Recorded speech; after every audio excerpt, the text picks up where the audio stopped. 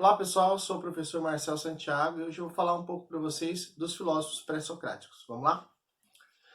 Bem, a filosofia pré-socrática ela se inicia no século 6 a.C. e ela vai até mais ou menos o século 5 a.C., tá certo?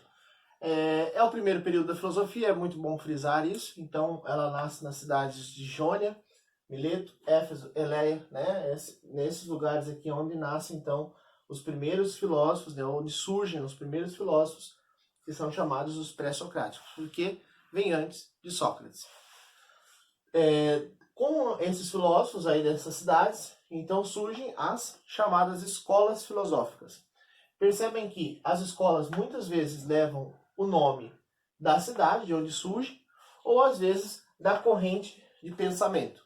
Quando nós temos então uma grande pluralidade de pensamentos ali acerca da origem do universo, então dentro da categoria pré-socrática, né, do período pré-socrático, nós temos então a escola da pluralidade, porque havia mais um tipo de pensamento acerca do surgimento do universo. Então nós temos a escola jônica, a itálica, eleata, né, de Eleia, e a da pluralidade, entre outras, né, que eu coloquei algumas. As principais características da cosmologia. Veja, é muito importante a gente entender o que é a cosmologia. A cosmologia é o objeto de pesquisa dos primeiros filósofos, né, os chamados pré-socráticos. Então, a cosmologia então seria a explicação racional dessa origem do universo, né? Como que se originou esse universo, o que o mantém, o que o transforma constantemente. Então, essa é a explicação que os primeiros filósofos buscavam aí nas suas teorias, né? Então, as características dessa cosmologia são: ela, na verdade, é uma explicação racional e sistemática da origem e transformação do universo, ou do mundo, se vocês assim preferirem. O segundo ponto, ela busca o princípio eterno e imperecível gerador de todos os seres, né? E aqui eles chamam esse princípio de physis. Muito importante a gente fazer uma pausa aqui para poder tentar explicar sobre esse termo, né? O termo physis. O termo physis corresponde, na sua tradução, à natureza. Então, os filósofos pré-socráticos diziam que a physis, a natureza, era então o princípio eterno e imperecível, né? Ou seja, eterno porque sempre vai existir e sempre existiu, e imperecível porque ela não tem um fim, né? Nós utilizamos essa palavra perecível quando algo vai ter um fim, tem um prazo de validade. Então, a physis ela é imperecível e também ela é um princípio aí, gerador de todos os seres, né? É ela que origina todos os seres, que são aí diversos, né? E também diferentes da physis, né? Ela origina seres aí diferentes dela, não só porque ela é eterna e os seres gerados por ela não são eternos, são temporários, são finitos, né? E também porque esses objetos ou essas coisas geradas pela physis, elas são diversas, né? Existe uma pluralidade infinita aí de criações que a physis concebe, tá certo? Então, uma terceira característica é a physis, sendo ela imperecível e origem de tudo, né, que existe, então ela também está, conforme dá origem aos seres, ela está aí atrelada ao devir. O que é o devir? O devir é justamente essa transformação permanente. Veja, a physis, a natureza como tal, ela permanece imutável, ela permanece imperecível e eterna. Entretanto, os seres por ela gerados, e por isso ela está atrelado aos seres que a physis origina, eles estão então sujeitos ao devir, ou seja, à transformação permanente, tá bom? Então veja que os primeiros filósofos diziam que aquilo que era gerado por ela, pela natureza, pela physis, estava sujeito ao devir, a essa transformação contínua e permanente, tá bom? E, bem, se os primeiros filósofos, né, ou chamados pré-socráticos, eles diziam que a physis era então a origem do universo, era a origem de todas as coisas, no que exatamente eles divergiam? Veja, os filósofos eles vão buscar dentro da physis o arqué. O que era o arqué? É a substância primordial, Então, para a gente tentar traduzir em miúdos, para ninguém bugar aí do outro lado da tela, seria mais ou menos assim. Os filósofos entendiam que algum elemento, né, dentro da natureza, ou seja, dentro da physis, era um elemento primordial, ou era uma substância primordial. Substância essa que estava presente em todas as coisas que existiam na natureza. E aí isso vai ficar muito claro à medida que nós vamos estudando o pensamento de cada um dos filósofos pré-socráticos, tá certo?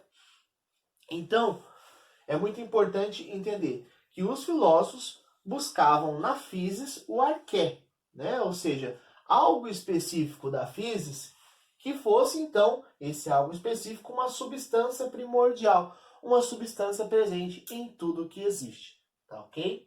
Então, eles buscavam esse arqué, esse princípio universal de todas as coisas, esse princípio como substância, né? Vamos dizer assim. Então, nós temos, ao decorrer do tempo, filósofos que vão surgindo e cada um deles vai dizendo, na visão de cada um, o que é o arqué, ou o que seria esse arqué. O primeiro filósofo que nós temos é o filósofo chamado Tales de Mileto. Tales de Mileto vai observar a natureza, e é muito importante a gente entender que os filósofos, eles fazem sim explicações racionais, sistemáticas de tudo que eles pensam, mas primeiro eles pautam-se na observação, eles sempre observam, né? Eles fazem conjecturas racionais, então eles vão maquinando na cabeça deles pensamentos, lendo, eles observam bastante para depois teorizar, né? Então, Tales de Mileto, observando a natureza, percebia que a água estava presente em tudo, né? O ser humano ingeria água, os animais ingeriam água, o universo tinha água à disposição, né? Abundantemente. Caía água do céu, a água se apresentava nos estados sólido, líquido, gasoso. Então ele percebeu, bom, se nós então entendemos e compreendemos que a physis, de fato, é a origem de todos os seres, a substância primordial, ou o arqué dessa physis, que está presente em tudo, é a água, tá? Então é a água que, de fato, é o arqué para Tales de Mileto. Em contrapartida, nós temos aí outros filósofos que surgem depois, né, ou até concomitantemente, né, ao mesmo tempo, que como Anaximandro. Anaximandro, então, ele vai dizer assim, bom, de fato, nós concordamos que tem aí a physis, que é o princípio de tudo, mas com relação ao arqué, a substância primordial, eu discordo de Tales de Mileto. Eu acho que não é a água, tá? Na minha opinião, este elemento, esta substância, ela está além dos limites do observável. Ela está além daquilo que os meus sentidos podem captar. Então, os meus sentidos, eles não podem captar que substância seria essa. Essa substância que está presente em tudo que existe no universo. Então, ele vai dizer, na opinião dele, que existe sim uma substância, mas ele não sabe identificar porque os sentidos dele não podem tocar essa substância, então ele vai chamar essa substância de apeiron, né? Que é, traduzindo, o indeterminado. Então ele vai dizer assim, existe sim uma substância, mas essa substância ela é indeterminada, porque eu não consigo alcançar, né? Ou ela não é palpável aos meus sentidos, tá ok? Além de Tales de Mileto e Anaximandro, nós temos aí Anaxímenes. Anaxímenes vai dizer então que não é a água, que não é o apeiron, o arqué do universo, mas na visão dele é o ar, tá? É Anaxímenes então que vai dizer que o ar é o que sustenta o universo, é o que sustenta o mundo, então por essa razão, na visão dele, vai ser o ar, o arqué do universo. Também surge, nesse período aqui, Pitágoras. Pitágoras, que é um matemático que nós estudamos aí na disciplina matemática, né, através do teorema de Pitágoras, nós então também temos a contribuição dele dentro da filosofia. Pitágoras vai dizer que, na verdade, o que é o arqué do mundo, do universo, é os números. Ele diz que tudo que existe é constituído por vários pontos, né? O ser ele é constituído por vários pontos. Alguns seres são constituídos por muitos pontos, outros são constituídos por poucos pontos. E com a quantidade de pontos que constitui o ser, na verdade, revela a complexidade de sua estrutura. Então, quanto mais complexo for aquele ser, né, seja ele animal, vegetal ou o que quer que seja, então mais pontos ele tem. Esses pontos aí, obviamente, ele está relacionando aos números, tá? Depois, nós temos Heráclito. Heráclito vai dizer que nós não podemos descer no mesmo rio duas vezes. No mesmo rio duas vezes nós não podemos descer. Por quê? Heráclito tem a visão muito forte daquilo que nós já falamos antes, que é o devir. Para Heráclito, o rio ele está no constante fluir. Ele está em constante devir. E ele é a maior prova disso.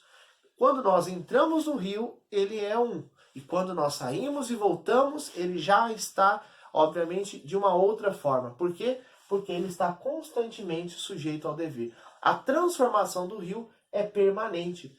Ele faz essa analogia do rio com todos os seres que existem, com toda a sua realidade circundante. Tá certo? Então, todas as coisas estão sujeitas ao devir. E se nós pudéssemos estipular o que seria o arqué do universo, seria o devir.